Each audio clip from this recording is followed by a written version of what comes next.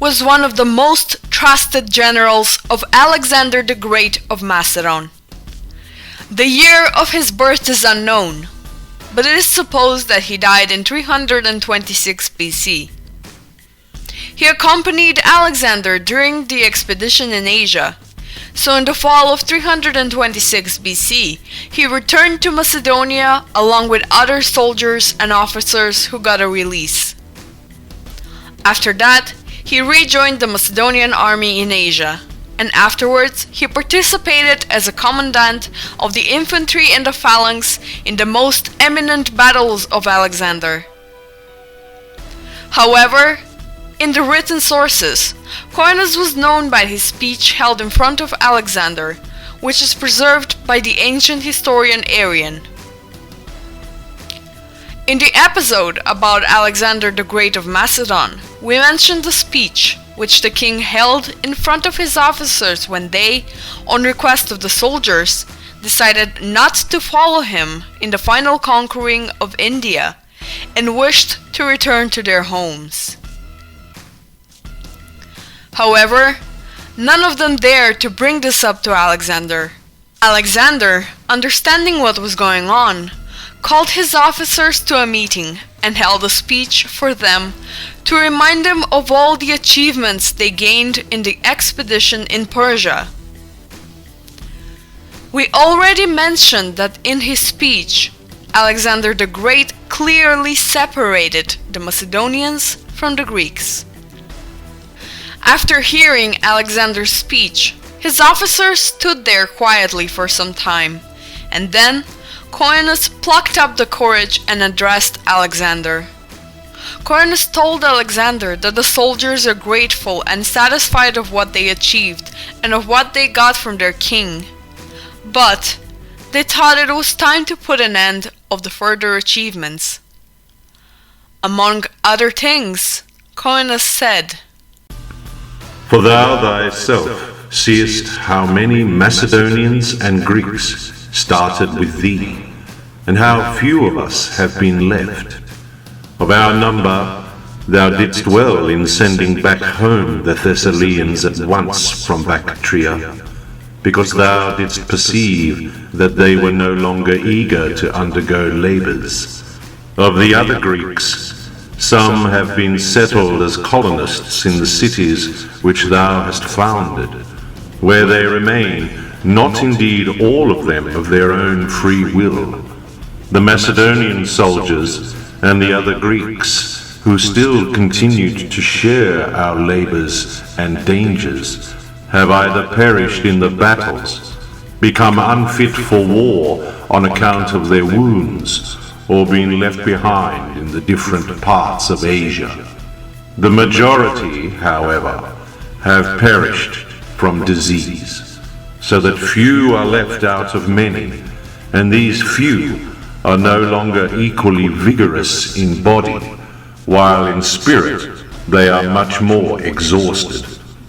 Do not lead us now against our will, for thou wilt no longer find us the same men in regard to dangers, since free will be wanting to us in the contests. But rather, if it seem good to thee, return of thy own accord to thy own land, see thy mother, regulate the affairs of the Greeks, and carry to the home of thy fathers these victories, so many and great. And other Macedonians and Greeks will follow thee, young men in place of old, fresh men in place of exhausted ones." In the end, Coenus pointed that everyone needs to know when it is time to stop, and the officers who were present applauded him.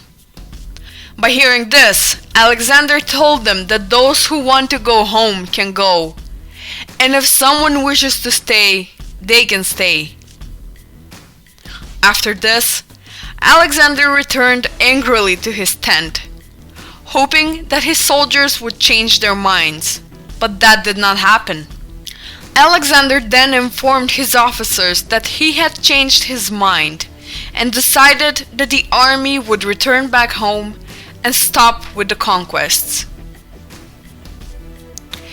Arrian took the speech of Coenus from the lost history of Ptolemy. What is important here is the fact that in the speech of officer Coenus, the Macedonians and the Greeks are clearly separated and are mentioned as two different nations. For thou thyself seest how many Macedonians and Greeks started with thee, and how few of us have been left. And other Macedonians and Greeks will follow thee, young men in place of old, fresh men in place of exhausted ones. Here we have another testimony of an ancient Macedonian who clearly separated the Macedonians from the Greeks.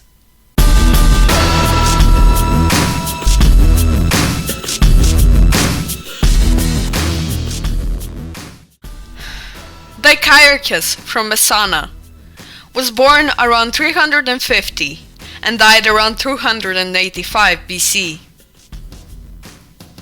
He was a well-known ancient Greek philosopher, cartographer, geographer, and mathematician. He was a student of Aristotle and contemporary of Alexander the Great of Macedon. Only a few of his works are preserved today.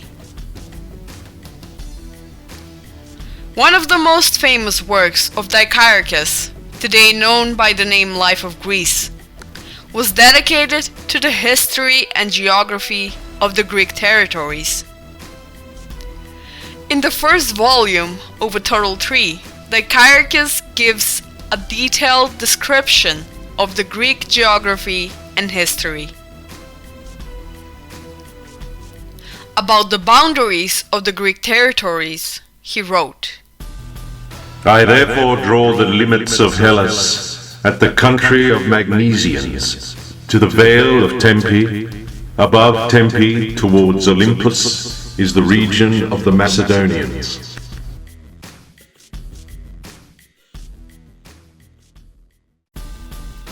He also wrote that the Greek territory started from the Ambrician Gulf, which is south of Epirus, and ended at the river Peneus.